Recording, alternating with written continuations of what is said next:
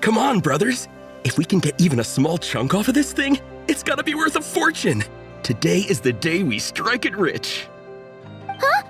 You mean Paimon? Yes, brother, I shall join you. Let's make our fortune. We should go with them. What the? This thing is crazy tough. I can't even scratch it. What's it made of? Sorry, brother. Looks like we'll have to seek our fortunes elsewhere. Enjoying yourself? I was just seeing if I could influence this phantom's perception by playing. But nope, no dice.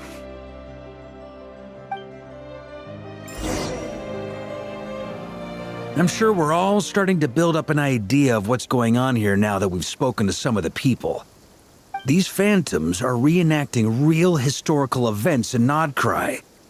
It's almost like we're in some kind of interactive stage play. We can talk to the actors, but the plot is fixed and we can't influence it. It makes sense. History is set in stone.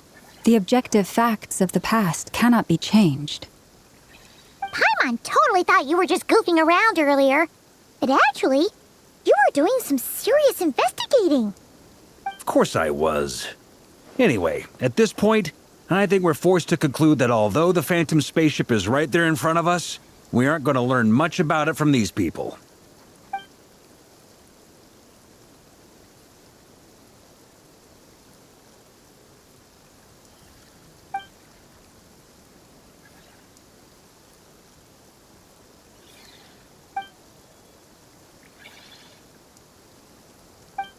Don't be discouraged. If nothing else, this is proof of the ship's existence. And think about it. So many people tried to hack their way inside, but no one could get the door open. It's made of very tough material. To me, that says that we'll either find the ship itself or the story behind it. It's just a matter of time.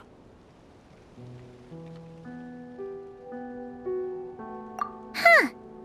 Every now and then, when Varka gets serious, he actually does seem like Grandmaster material for once.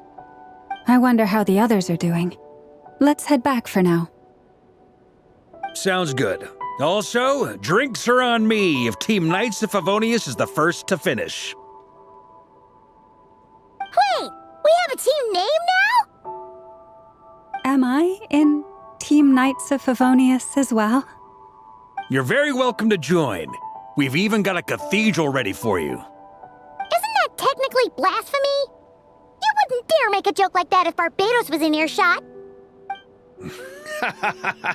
Nah, I'm sure Barbados doesn't mind a little harmless blasphemy once in a while.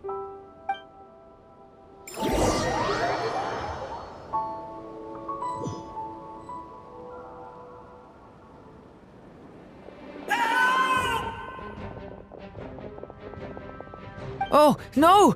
Get away! Oh.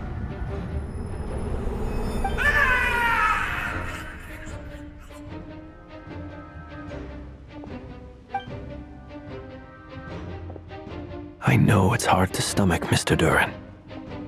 But as I'm sure you've noticed, there is nothing we can do to intervene in that which unfolds before us. But we have to at least try. And try you have. But are you aware of how many unsuccessful attempts you've made now? I wasn't keeping count. I'm afraid this is the 39th failure so far. Or the 5th if we're only counting this particular victim. There are no indications that these phantoms may be altered in any way. You seem to have calmed down a little. I'll make us a fire. You should rest and have some water. Feeling any better now, Mr. Duran? May I ask a few questions? Be my guest. What exactly are we witnessing here? What happened to those people? My guess would be that we are seeing Nocturne during the Conrian Cataclysm. Would that be accurate? Conria. That is correct. As you know, once the abyss senses even the tiniest crack, it floods in and spreads like wildfire. There was a time in the distant past when it permeated all of Nocturne, causing immeasurable harm. The people paid a terrible price to heal this land. Then, 500 years ago, the whole of Tevat suffered an abyssal disaster. Once more, Nocturne was dealt a devastating blow. I see.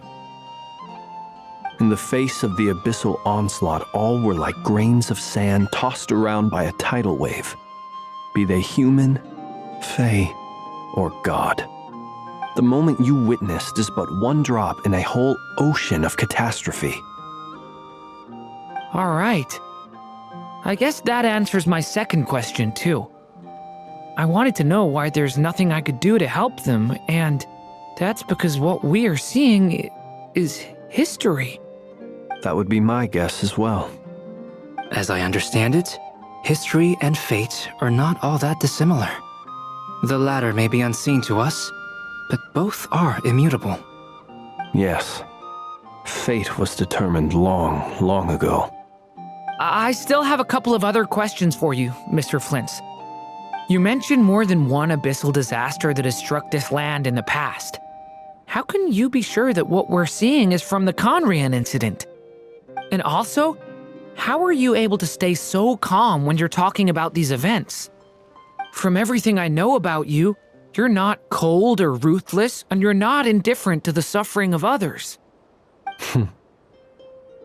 Alas, I am forced to show my age. I must be 600 or 700 years old by human measure. Wait, so you... One is not easily moved by history when one has witnessed the truth firsthand. I'm sorry.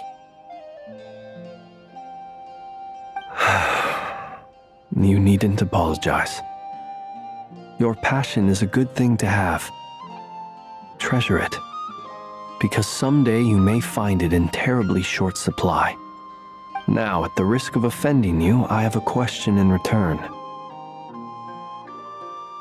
Your curiosity toward the abyss, is it born from hatred or because you sense its call?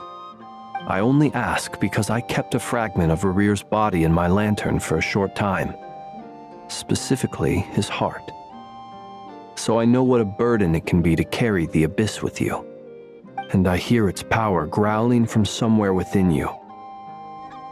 In my eyes, your mere existence is a miracle.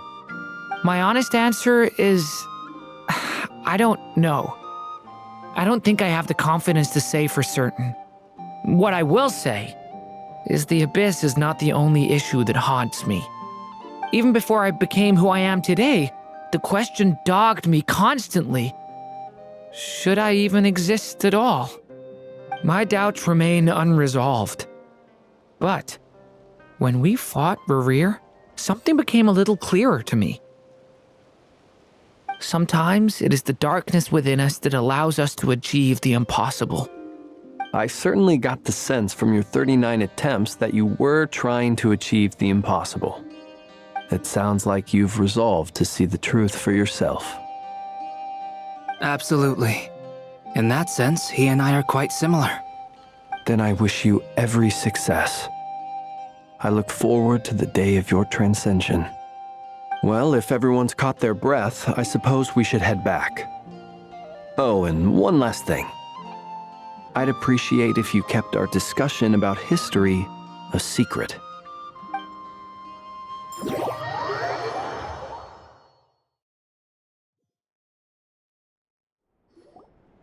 Incredibly, our separate investigations led us all to the same conclusion. Hooray for consensus! Yeah, but we barely learned anything, though.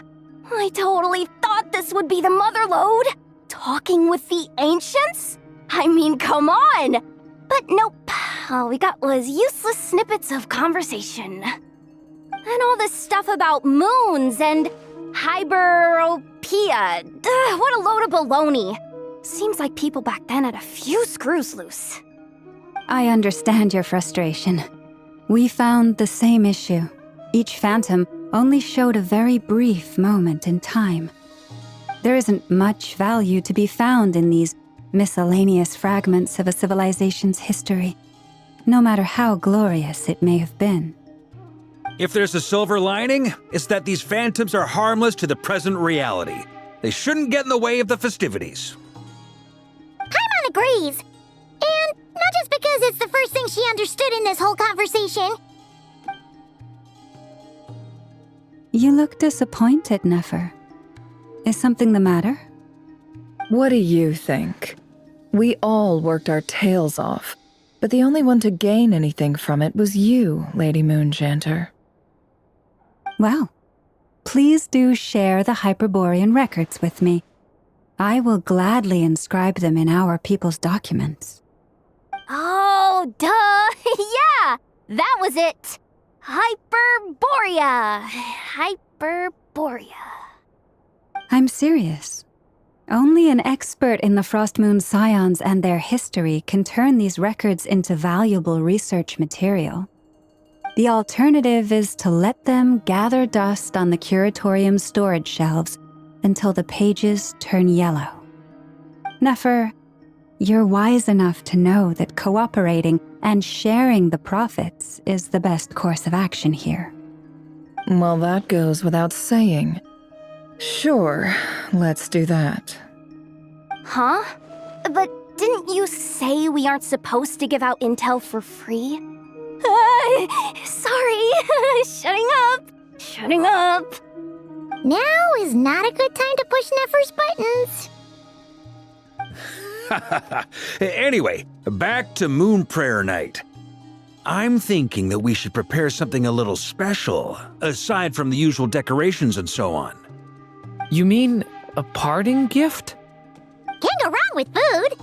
Although, does food go bad on the moon? Perhaps a lantern would be a better choice. It might be dark up there. It could prove difficult to light a lantern on the moon. Magical stones might serve that purpose better. What about a clockwork mecha model from Fontaine? I've got a whole bunch at home. I use them for fighting practice in my free time. None of these sound like things she would be even remotely interested in. But we don't interact with her enough to know what she likes. Yeah.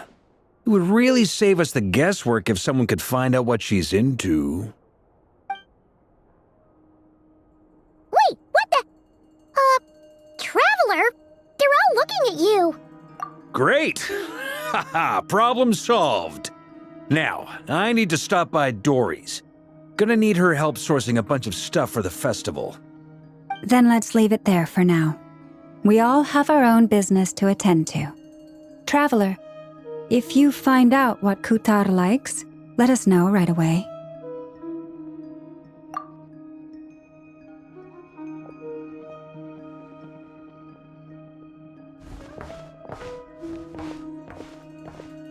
Is something the matter? I'm fine. It's just... I'm still feeling a little rattled after witnessing the horrors of the Abyss. But it's okay.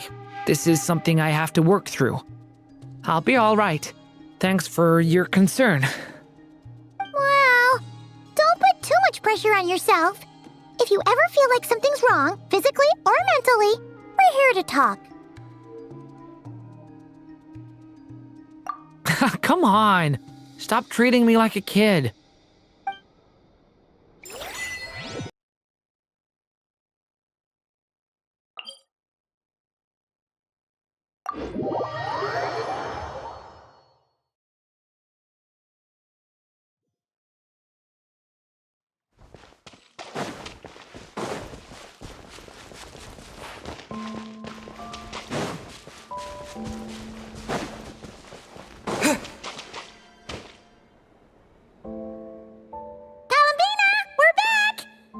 Huh? She's not here. Weren't there a few Kuhenki here last time too? Where'd go?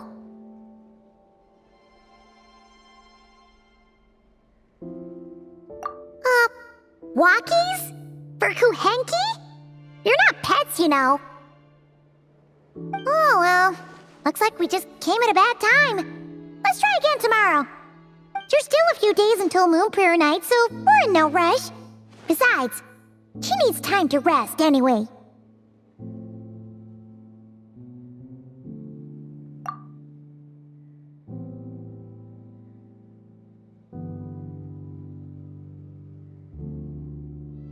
Kalamina! Are you back yet? Oh, how strange. Looks like she still isn't here. Right? It's not like her to spend so much time outside, especially since she's worried about attracting unwanted attention. What about Luonatar? Luonatar, you there? Hey! Do you know where Kalambina went? Sorry, didn't understand. But if you know where she is, could you take us to her? Yeah, that's even stranger.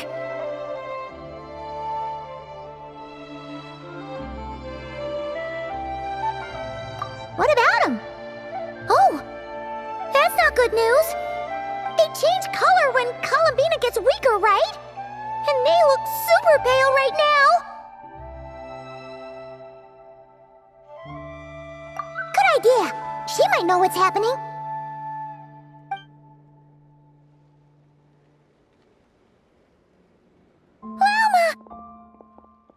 Ah, it's you. How is Kutar? Is she okay?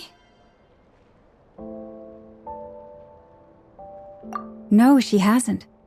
I came here to check on her after I noticed the flowers had changed color.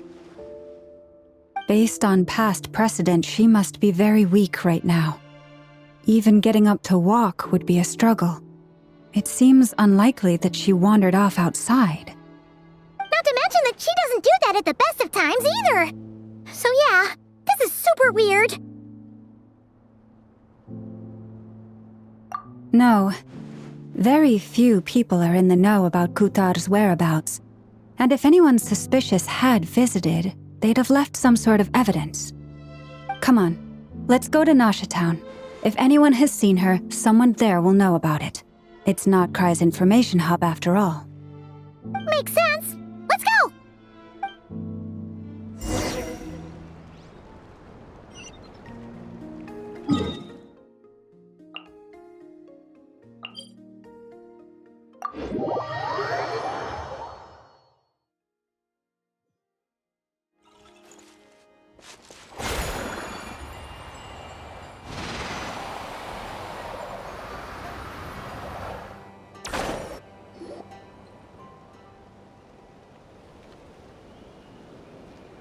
Moment. Is it just Paimon, or is this doll kind of suspicious? It's never been here before, right?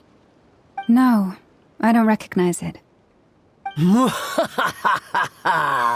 Alas, your free and easy adventure time is over. Now, prepare to face the final boss of Nod Cry. Whoa! Where'd that voice come from? Not sure, but it's definitely hostile. No, not that way. The final boss is right here. The sniffer mole? That's the final boss? Surely not. Also...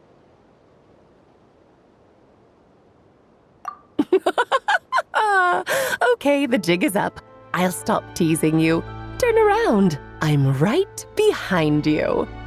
It seems I've managed to leave quite an indelible impression, even though you've never seen my face.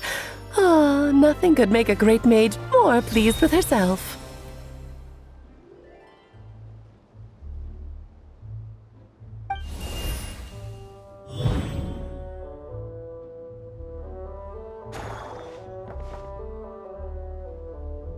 What? What is going on? I've heard that all the big shots in Tevat have long, wordy titles that stun people speechless when they make their entrance. Unfortunately, none of them are affiliated with the Hexenzirkel, and we ourselves keep a very low profile. The notorious name-dropping doesn't quite work for us. Still, I, for one, think I'm really quite amazing. So that didn't stop me from coming up with a title anyway. Alice! It's really you this time? Not a lantern or a Dodoko, but Alice in the flesh? Oh, that's right. So, what do you think? How does it feel to finally meet me? You look like...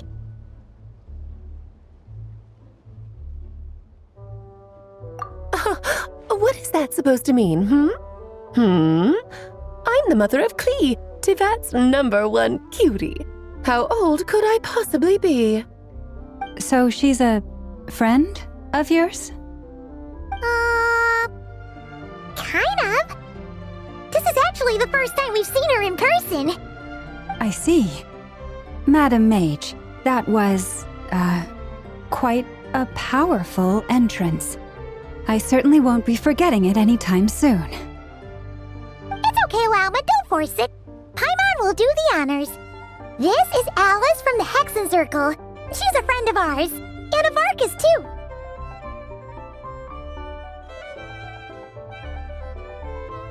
That's right. She's a good person, just kinda unpredictable. Well, what is the human heart if not unpredictable? If we could not do as we please, how would we differ from machines? I am Lauma, Moon Chanter of the Frost Moon Scions. It is a pleasure to meet you. Oh, I know. Before you got here, I spent a good, 15 minutes getting up to speed on Nodcry's present situation. In other words, I've read the whole in the last episode part, so we can skip the pleasantries. Fair enough. Well, Miss Alice, I can already tell that you have quite a unique personality. He'll get used to it. Paimon sure is. So anyway, what are you doing in Nodcry, Alice? Oh, I thought I told you already. This time, I'm the final boss. And what a formidable foe I shall be. Powerful, confident, decisive, and good luck finding my weak spot. You will never succeed. Oh, drat! My one weakness, and you found it in an instant. Fate has been dealt a devastating blow. Thus falls the great Dodo King. Why are you playing along with this nonsense? For funsies, of course. What's wrong, Paimon? Are you disappointed in me? Am I a gigantic letdown? No, it's just... You seem like a busy lady. And this is the one time you've shown up in person. Paimon figured it would be for something more high stakes than just goofing around. You're quite right. I'm here in Nodcry because something big happened. Something big enough it caught the attention of the Hexenzirkel. It concerns the 3 moons, Tevat's borders, and of course, the moon goddess you are currently searching for.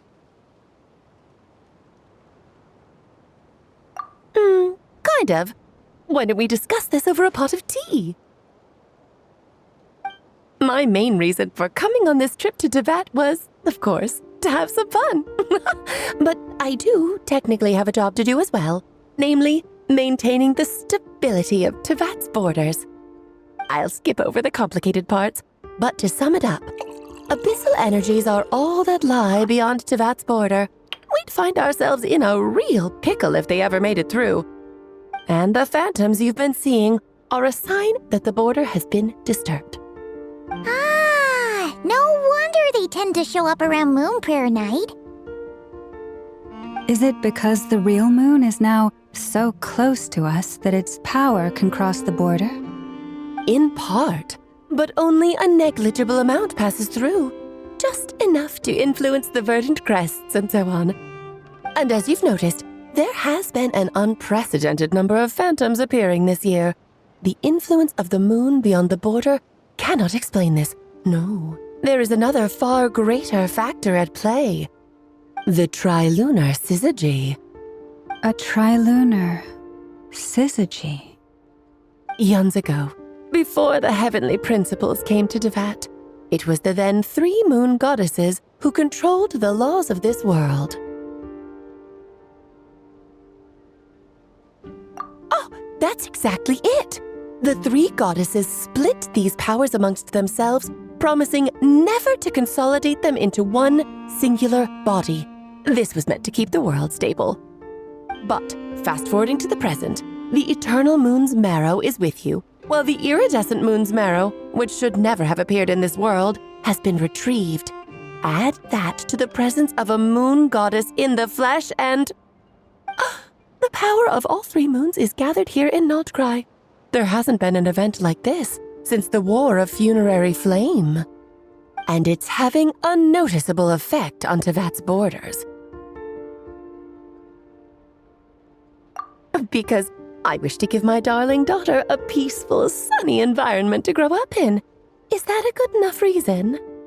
Kinda sounds like you're dodging the question, but it does make sense. Well, that's one reason anyway, and the most important one. The others are a little complicated to explain. For instance, cleaning up after dearest Miss R. Albedo could tell you more about that if you're curious, but right now, I have a more important question to ask you. Why are you collecting the moon marrows?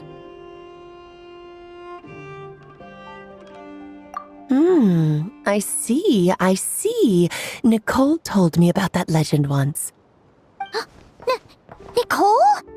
You mean Mage Anne? Oh, so you remember. Yes, of course. That was a story about fate, her area of expertise. But back to the story of our dear moon goddess. I'm afraid her intended method of returning to the moon is unlikely to work anymore. What does that mean? She may be missing, but she hasn't gone anywhere. She has disappeared.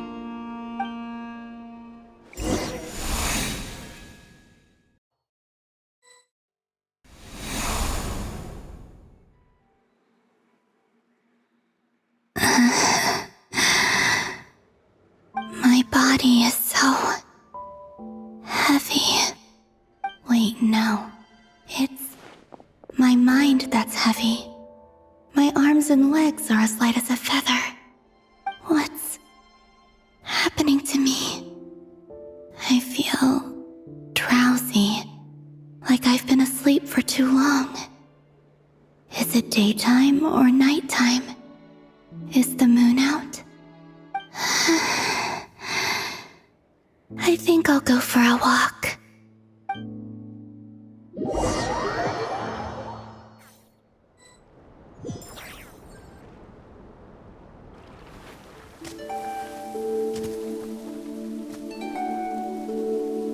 Are you out for a walk too? Huh?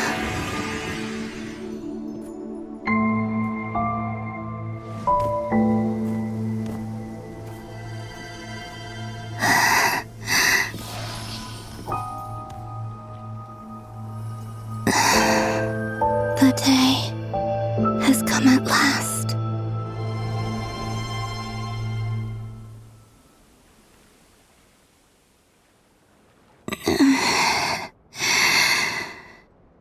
Have I grown so weak that I can't even sustain my physical form? But Moon Prayer Night is nearly here. I was so close to returning home. Death is near. Is this how it ends for me? Will I return to the moon after I disappear? Or... I don't want it to end like this. So far, at least, I still exist. Even if not physically, I can still feel.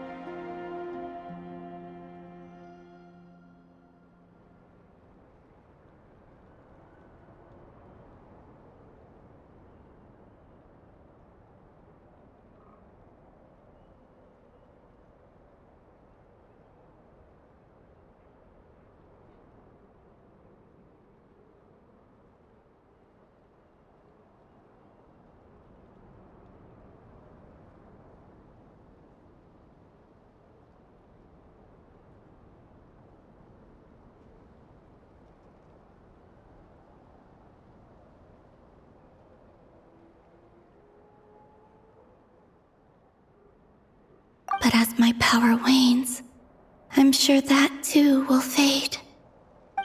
I suppose I might take one final look at this world.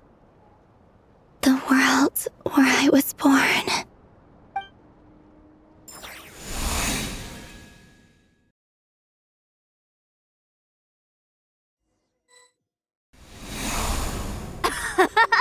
Come on, come on!